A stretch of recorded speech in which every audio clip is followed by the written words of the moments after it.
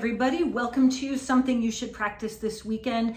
And this weekend, I want you to continue where we left off last weekend. We're gonna learn yet another cool double stop pattern that I want you to start adding into your repertoire so that the double stops start coming naturally and they start falling into your, under your fingers a little more comfortably than they were before. I want you to quit thinking about notes and chords and all of the music theory behind it. And I just want you to remember, oh, if I put a second finger down, I do this. If I put a third finger down, I do that. That's the way I want you to be thinking about it, because when you're in the middle of a tune or a song or playing along with somebody, you don't have time to be thinking about what notes are in what scale. So today we're going to look at low 2.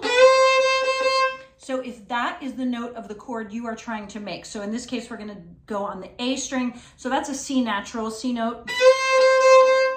First finger down below or open string above. Those are your two notes that are going to make a great chord.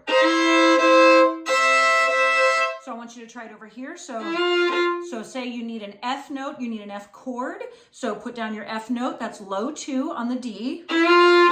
First finger down below, open string above. Now, in the case, we're gonna go down here, here's B flat. Now, we don't have that lower string, but that's okay. You can still play the open string above.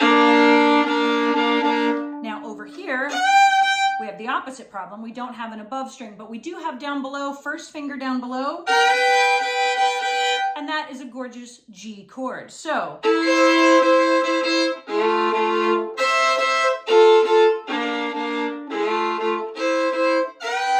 what I want you to do is to maybe end something like,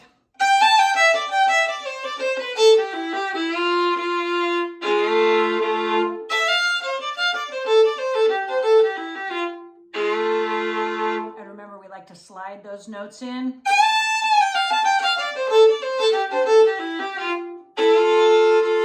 And the open A is always going to do the trick when you land on that low 2. Same thing with here.